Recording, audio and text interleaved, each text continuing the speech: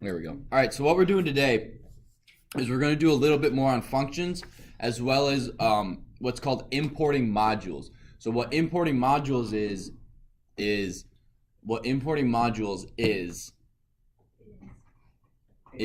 bringing, I think is has to be twice in that sentence.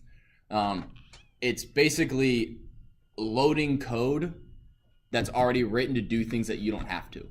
So to write code to give you a random number from 0 to 100. We're finally going to learn that? Yeah. Well, hang on, can you repeat that? So if you want to write code from scratch by yourself of a number that gives you, of a code that gives you a random number from 0 to 100, that's really complicated, right?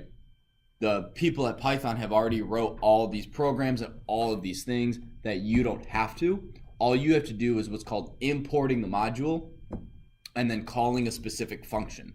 This is why you learn functions before learning this, because then you can understand why and how it works. And why is it I have to type in random.random. I have a question. Yes. What is code writer? Like on a surfaces? I have no idea. Okay. Yeah, I don't know what that is. So let me open up, let me grab a new shell. Okay, so two things I want to go over with functions first. The first one is global and local variables. What is a global variable, Kayla? A global variable is a variable that it's outside of the function, so it's created by Correct. So, over here. Hang on. Did you correct our test in? Yes, I did.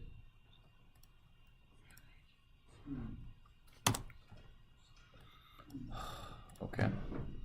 All right. So if this is my x is 10, define fun 1, y is 0.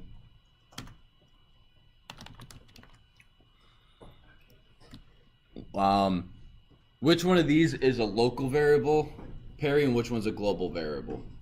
the y equals 0 is a local, and then Correct. Now, what if we want to create a variable inside of this function that is then used outside of that function? I briefly talked about this a couple weeks when we first learned about them. Does anyone remember? Maddie? This may be the different way to do it, but can you return, you type in if your variable is called z, could you just do return parentheses z? You could do this is fun1 and then return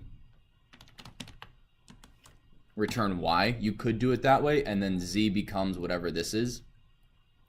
So yes, that's one way to do it, but you can also do, yes. What is this thing? What is this called that we're learning? Global, and we're going over global and local scope variables. Okay. What you can also do is then go global y. So then we print x comma y. Oops. That's gonna give me an error. So making it global is just to, instead of putting it in a parentheses in every single function, you could just do global and then global again. Say that again?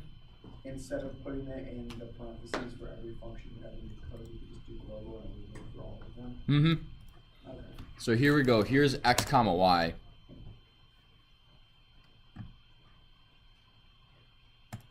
Who can find the error in this one? Bradley. global is before y, so global is before what y is. Incorrect. Normally I totally agree. Normally you'd be like, oh, you create the variable and then you make it global. That actually is incorrect with this, but the logic, I totally get the logic, and that's actually what I thought when I first saw it. What were you gonna say, Brad? Or Blake? I was thinking that you don't need to put y. Oh wait, no, never mind. I thought it was a function. All right, Joseph, what were you saying? Correct. You have to fun1. Oh shoot, it's not showing up over there. That's why.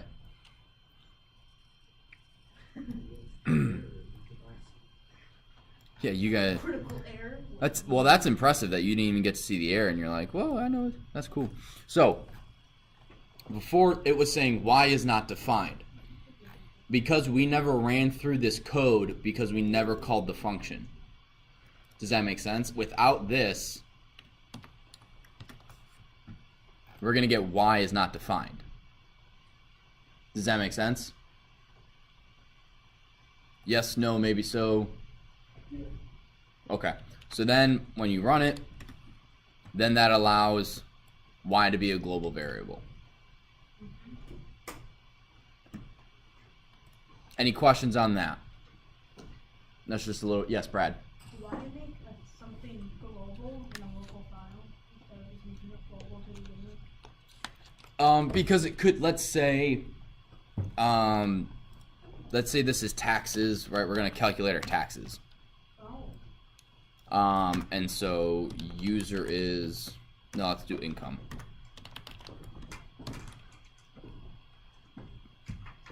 We're gonna change this to income. Income. Yeah, we'll just leave it income 1, actually. Let's say salary, so user, or no, so we want float input, enter your salary. And then let's say we have multiple functions because we're gonna have define taxes. We're gonna do define after taxes. We're gonna do define budgeting, and we're gonna go define fund money, right? So let's say we're doing a bunch of stuff with our budget, and we're gonna want to use our salary for a bunch of these things. So instead of going, okay, so now we're gonna go taxes, Tax. salary, after taxes, salary, budgeting, salary. So instead of doing all of this, fund money, and then going copy, for this variable to be accessible by all of these functions, instead of doing all of that work, all we do is, actually Control Z, Z, Z. We just go, okay, global salary. And now each one of these functions has access to this variable. But I'm saying, why not just make that one global instead and Oh, you mean put this like outside of it? up here? Yeah. You could. It depends on what you're trying to do. Let's say you just have a code that you've written, you've already written a really good income-based code, and it just happened, it has salary in it, and you just want to make that global. It's a good question. It just really depends on how you want to code. Certain things you want to create only in the function and then have it be a global variable, and other things you want it to be a global variable that's never used again, or you want a global variable outside of a function that's used by a bunch of things. But one reason why is that what you can do is you can save your files in a certain spot on your computer and then call them again and have code be rewritten. Just like how random works, I'm going to show you how random works. You can create your own random like files. So I'll hopefully answer your question as I continue with this. It'll answer your question. Does anyone else have a question so far? No. Okay. So what we're going to do now is I'm going to get rid of all this. We're going to hop back over here. Make this full screen. So in order to get a random number generator, you have to do something that's called importing the module. So the module we're going to import is called random. So all you have to do is type in the words import random. If you get an error, import random, If you spell it wrong, it'll say no module found, no module named Rafadaf. Rafadaf. Sounds like your Pokemon. Rafadaf. Yeah. So if you misspell it or something like that, you'll get this error, and that's what it means. Module not found error just means you misspelled it or you haven't installed that module, because you can download modules from the internet that allow you to do different things, and that's what we do for our Pygame. Can you put your feet down, please? That's how you build a video game, is you import Pygame, and then you play, and then that allows you to do a bunch more stuff. Can we do that right now? Import Pygame? Yeah. No. So you have to download it, and then like, so do we like already have random downloaded? Yeah. Yeah. I already have Pygame installed. So in your computer, when you How do we already have random installed? when you install Python. Python, it automatically does this. So all of these this is your library of modules that come with your computer when you download it. So this is one of the many things that Python downloads and installs when you're installing it. So this one right here called random, that is this code right here. Oh. Okay. So every instead of time, typing all that out. instead of typing all this out every time you want to create a random number, all you do is you tell Python, listen, I'm going to need a bunch of information from this program, so we're going to import it. Wait, in the shell or in the? In both. So in the shell, you'll just do this, right? Import Pygame, import random. But whenever you restart the shell, see how it restarts? It gets rid of that. So then you have to re-import it. So then you have to go import random again. In your console file, Okay. you just go at the very top, import random. So I would do, anytime you need to use import random, I would put it at the very top of your code. okay, so how do you like actually get a random number? Because I just got curious, so I just did import random point random. Did like this weird line of code. Yeah, I'll get to that. Wait, now I'm interested. I just swallowed my gum on accident. Just the normal things in life. Like I took a swig of water and just down it went. Okay. I don't want gum. Thanks. Sorry. So import random. And so what you're doing is every time you use random, you call one of these functions, right? So this is technically a class. Let's. Oh, I choose you. Lynn. If you edit this, you'll break it. I wouldn't. I've never even tried because I'm scared that I will not be able to use random, then uninstall and reinstall because I don't want to have to do that. Do you think you could type out that entire code thing? No. So very smart people wrote that code. Probably not from memory. The people who built Python. People who made it. Well, they know how to do So it. this one right here, rand range, How do you write It's- your own code in language? You don't. it's Like where do you code it? You that's binary. I don't know exactly how, but it's a good question. It's probably binary. Or you use another coding thing. Well, I don't know. It's actually I don't know exactly how. But so this rand range function here will give you a random number from 0 to a certain number. It does not include that last number. Right, you guys remember range, so I can go from 0 to 20. I can go from 0 to 20 every second number. Right, I can print just the evens or just the odds. Rand range will do that too. So if you say, I want a random even number from 0 to 100, you use rand range. Because it would be 0 to 101 every 2. So that would give me 2, 4, 6, 8, 10, 12, 14, 16, 18, 20. Randomly pick one of those numbers, as opposed to give me any random number from 0 to 100. And we're going to get into the differences between them today. So don't worry, we're gonna get there. But so what you do is when you are importing random and you're using random and you're calling a function, this is what you're calling. Right? You get the file and then the function. Can I create a drink really quick? Yes. So, sorry.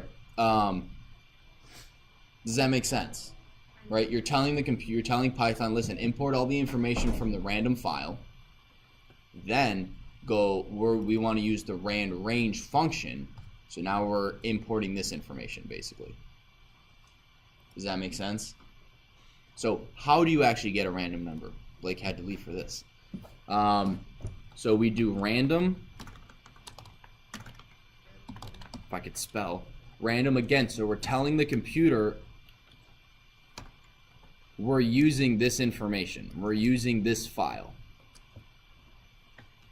Then we want rand int, right? This is going to give us a random integer from 0 to 100. Now you're worrying. I know. As soon as I start, I'm like, oh, Blake's missing this part. So all you do is you have random, which is the name of the module that we want to use. You have rand int, which is one of the functions that gives you a random number. There's about 4 of these you'll need to memorize. 2 of them are extremely useful. The other 2 are useful, they just have different purposes. So then you go random rand int 0 to 100. Gave me 60, I do it again, it gives me 15. It's really random. No. I got an equal Wait, sign. it didn't work for me. I got an equal sign. If you're doing it in the console, I'm in the shell, not the console. Oh, no, I If do. you're in the console, you have to do print. Okay. I don't because I'm in the shell, and that's, Do you have to do print It rand? still says Rand. multiple statements. Rand. you'd have to go. I did rand. Yeah, so you guys would do print random dot rand int 0 to 100. Oh, This is what you guys will have to type in. Wait, you said a print statement? Say what? Is it a print statement? Yeah, print. And then what you do is you can make a variable equal this. still in Of course it's equal. So now x equals this one random number, and x will never change, right, until we rewrite it or restart the shell. So this is how you store a random number. So let's say I want to do a dice. Let's say I want to roll dice. Which one's plural? Die. Die is plural. So, okay, so dice is random dot rand int from 1 to 6. Whoa, this is cool. Yeah, I guys. feel so alert. I feel like a professional. I get an Python. equal sign, then the number. So I rolled a 2 with that dice. You got an equal sign with that? Well, if you do it in console, you always get an equal sign, then the number, no matter what. You always use an equal sign based on the program. oh, that's weird. It does it with Joseph's too. That never happened. That's Huh. It's weird. Oh, okay, I see. Never mind. Joseph Gotcha. taught me the Oh, way. I see. Okay, I Joseph showed me the way. it's this thing, right? Yeah. Yeah. Looks like an equal sign. No, it's because this is equal sign. Well, yes. And then you could do coin, right? So you could do is random dot rand int. You can go from 0 to 1, So, right? So if coin equals 0, print coin was heads. Else print coin was tails. what if it lands on the side? So the coin was tails. And then we can run this again. Coin was heads. So that's that's a cool way to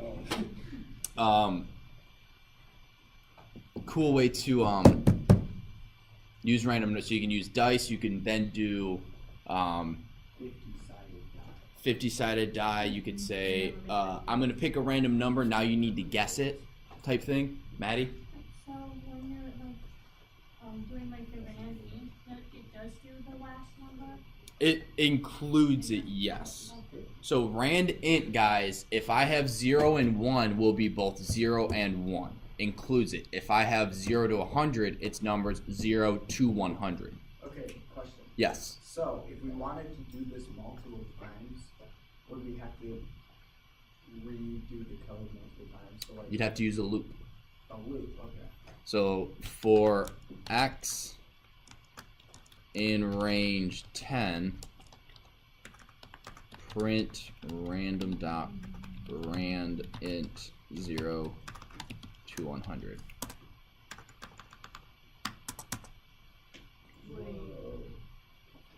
Oh, okay, and then if we were in the shell, right, or the console, Yeah. and we wanted to do like print coin was heads, would you have to do?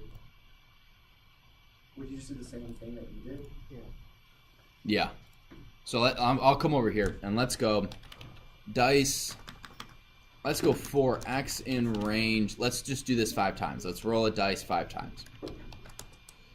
Dice equals random dot rand int 0 or 1 to 6. Wait. Could you do rand string? You have to print random characters. Yes and no. You can't do a range string, but you can have it go through a list of characters and have it pick one. Oh, okay. All right, so Oh, so instead of doing 1 to 6, you do what? You do A, B, C, D. yeah, so you would basically you wouldn't use rand int because rand int is only for an integer. You just Yeah, random. but if You- you do like rand string, it's still like. No, you would have to.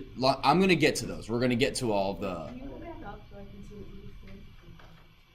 For the other thing, that's the I just want that. So this is how you would simulate rolling a dice 5 times. Does that make sense? Yes, sir. So for x in range 5, we're going to do this 5 times. We're going to reassign what dice is 5 different times. Then we're going to print it 5 different times. So we got 2, 5, 4, 6, 1.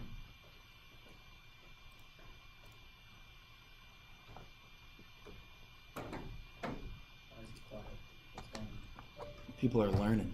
I was coding, so. Does that make sense, everyone? Yes.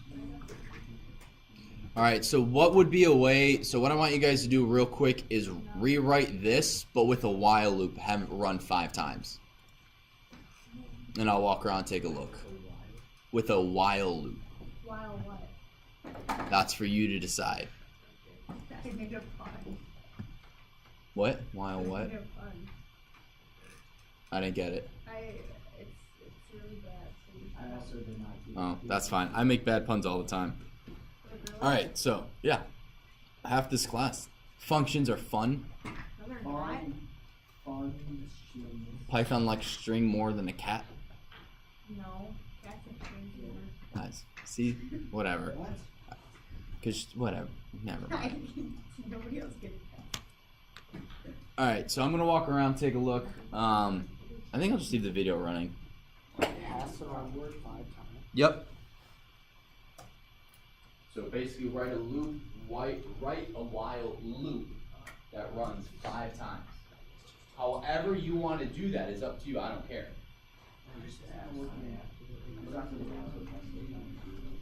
Oh, wait, I don't know. I have it as an input. Well, because you got it. If what is equal to 1. Oh, wait, hold on. There you go. Thanks. Yep.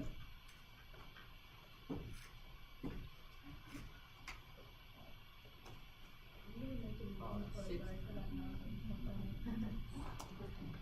You don't have to do I that, know what I but that's would do. yeah. All right. Well, keep working. So it's right Don't a spend while too much loop. time. This is just like a little check-in, make sure everyone's following. So it's a while loop. A right? while loop, yep. And in a minute, I'll go through and I'll do it on the board so you guys get the answer. Nothing is very random. Yeah, it's not random. much of the same. That's because it's not random. Well, you only have 5 choices. Actually, it's 6. You have 6 choices and you're running it 5 times. So, have you ever rolled a dice and got 2 2s in a row? Never. Liar. Have you ever rolled a dice?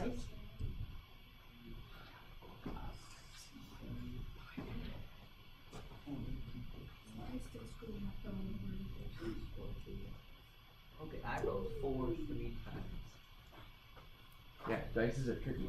So this random is not meant to be used for any sort of secure purposes. Ooh, I still. Right? Because the way random works in the book, it explains it takes the system time.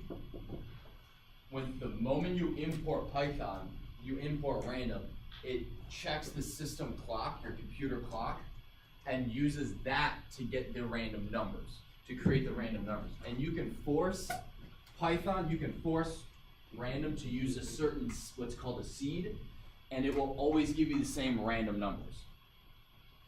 So we don't want to do that. Why not? Good, why not? Oh. Well, because that's just to explain why you don't want to use random for security purposes. You want to use, I think, Oh, wait. Yeah. encrypt. Still- What? Yes. Only with Because Blake. X is inside of range Oh, I 5. did it again. Alright, so what we're gonna do, because I got about 15 minutes I left. also made an infinite loop, but I just turned a brick, so it's all good. So what you do is you can go X is 0. You could ask the user yes or no if you want to roll again. While X is less than 5. I'm just going to copy and paste this because that's called efficiency. Paste, run. Wait, Oh, I never stopped it. wait, hang on, I made a new code. Can I see what you did? Can I see what you did? If you can. I'm trying to control C. I'm trying. There we go. X plus equal 1. Wait, hang on, I see what you did. I made Boo Boo. And then I failed miserably. Right, so what I decide, the way I did this is as long as X is less than 5, do this, and every time you run through it, add 1 to X. Wait, hang on. So it's only going to run when X is 0, 1, 2, 3, or 4. So that's still going to give me 5 times. Hang on, I need to write that. Yes, copy this real quick. Put notes on it too, comment it. Oh, and one thing, so comments are actually really useful, and I want to show you. You see this red right here? This says, it's a little small, so I'll read it. This code is a bit messy to make it fast for the common case while still doing adequate error checking. This is stop argument supplied. Only call self.getRandBits if the original random built-in method has not been overridden, or if a few new get bits was supplied. Don't use n-1 here because n can equal 1. 0 less than equal to r less than 2 raised to the k power. So these sort of comments are the programmers who are telling each other or themselves what to do, what not to do, why the code works and why it doesn't. And there was this one video game, I think in Doom, I can't remember what video game, but in the code it says, we don't know why this works, don't change it, or something like that. So the guys commented out, we don't know why the code here works or how it works, but it does, so don't touch it. Been there. True professional. Well, so this is more for when we get to our video game, but Mario, you want to know why Mario has a hat? Because he's a hacker. No, because it was too hard to animate his hair for the NES. You know why he has a mustache? Because the pixel size for a mouth would have looked weird. So they just gave him a mustache to cover it up. So it's like those little things, and then 20 years later, he's the most popular video game character ever because of coding limitations on the machine.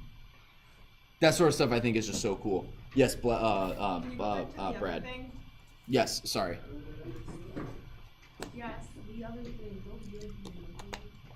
So, I'm going to start writing in here so you can follow along. So there are 5 really important random functions that we're going to use. The first one is rand int.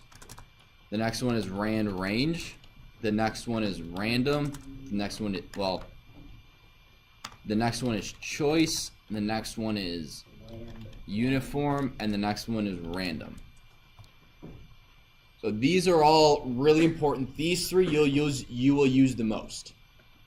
And as soon as we get to lists, you'll use choice a lot. So rand int, and if you guys want to copy this down, that'd be smart. So rand int produces a random number from rand int, and I'll go a comma b, from a to b, includes B. Does that make sense to everyone? Yes, no, maybe so. Depends on the day. Oh, I feel ya. How you guys feeling after daylight savings? Not great. I don't. Why do we still have I'm it? glad it was on a weekend and not on a school day. I think it's always on a weekend because they're like, yeah, if we did it Sunday night, no one would get to work on time. Yeah. Wait. Rand range produces a number from A comma B comma C from A to B minus 1. C is optional but allows to skip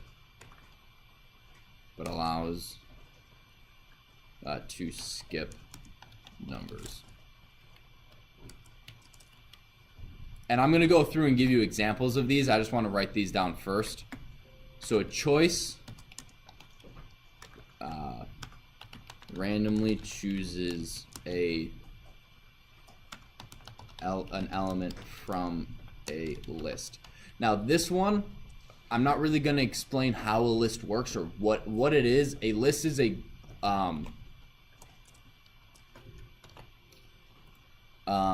it's just a collection of data elements. It can be strings, it can be numbers, it could be words, it could be any one of those jumbled together. So I'll go over that shortly.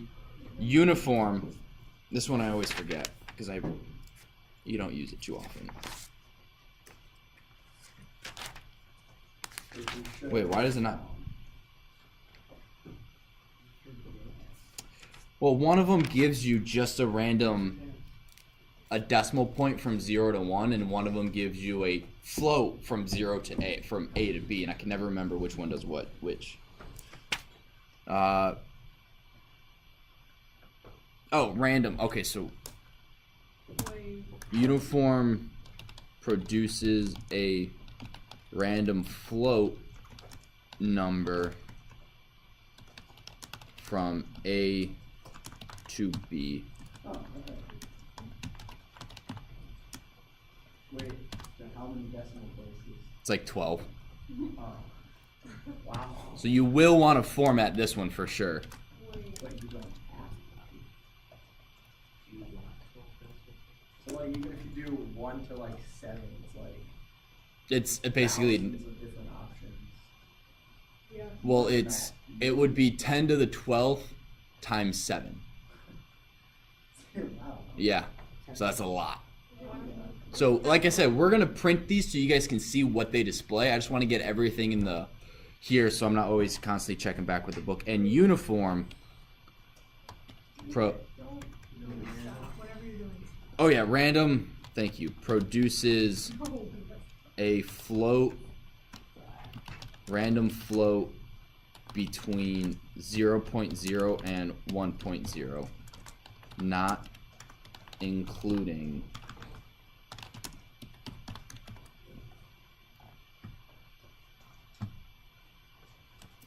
so what we're going to do, so let's go back and we're going to go, did we already import random? Yeah, we did. So let's go print. I'm just going to comment all that out. So print rand int. Let's go 0 to 100 again. What if we did it with everything? What? Rand range from 0 to 100, and we're gonna do only only the multiples of 5. Oh. Random dot choice. Now, one thing you guys will need to remember with choice, you have to add one extra thing. You have to add the brackets or else it doesn't work at all. So you see how it's choice, parenthesis, bracket?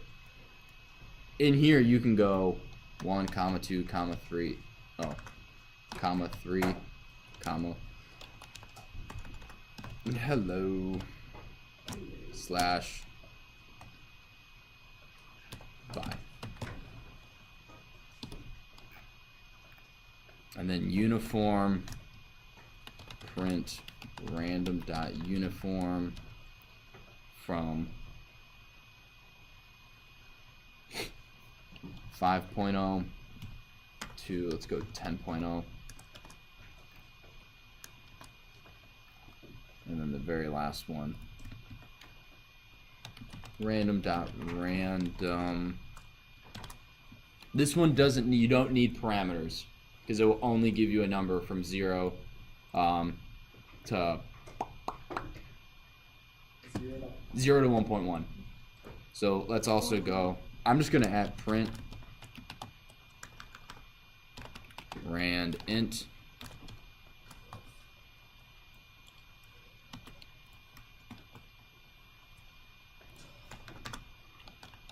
range choice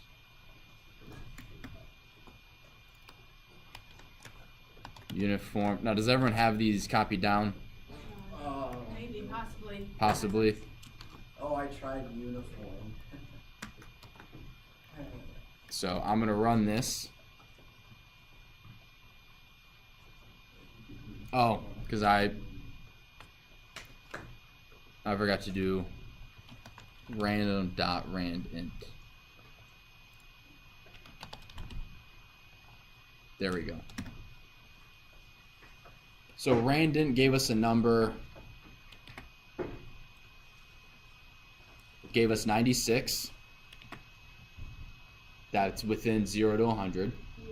Then we have rand range, which gave us 5, because my options in that were 0, 5, 10, 15, 20, 25, 30, 35, 40, 45, 50, 55, 60, 65, 70, 75, 80, 85, 90, 95, and that's it. Does not include 100. If I wanted to include 100, what would I have to do? 105. What? You make it 0, 105. I could do 105. Yep. I could also just change that to 101. Wait, can you put this on? The video. Can you put this notes on a Canvas Central? I'll put it on the student. I'll put it in the student resources tab Okay, that works. on my OneDrive, and then you guys can just have access to that whenever you need it. So, and then we have choice. So choice chose the third number here. If you ran it again, it would pick something else. Uniform picked 5.89227520865865. Very specific number. And I forgot to tell it to print random. Dot random. So let's run this again. We'll see what happens. There we go. So there's our random number from 0.0 to 1.0. What's the difference between random and uniform? Uniform random is only within 0 to 1. Uniform is any two numbers. Whatever you put. Okay. Yeah.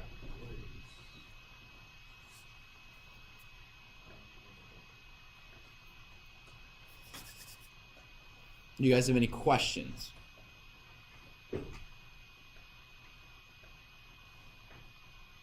the science and technology coordinate?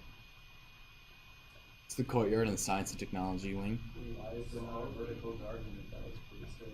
because we're working on it. I don't know. You guys should put a pod in there. I don't know.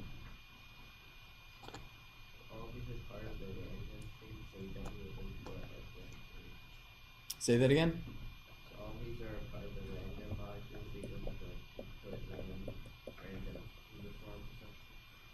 Correct. All you need to do is import random, and then you just use random dot rand int, rand range, choice, uniform, random, and then you just have to put the parameters. Now what you can do is you can go user is int input, please enter a number.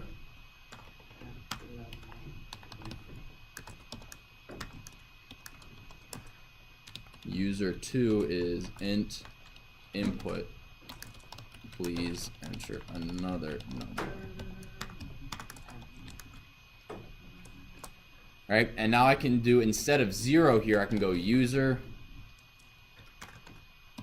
and user1, user1, no, user2.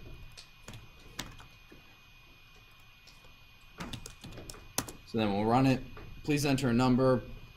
So I'll do 10. Please enter another number. Let's go 50. So now it's within those constraints that the user picked. Does that make sense? Again, these have to be integers except for choice, which is a list, and uniform, which is a float. But even if you did with uniform,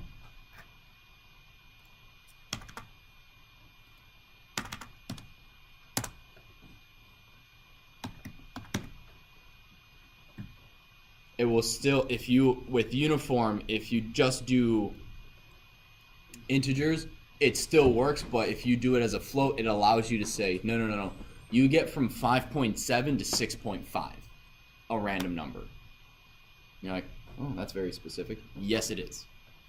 For a reason. Whatever reason your code needs it to be. Do you guys have any questions?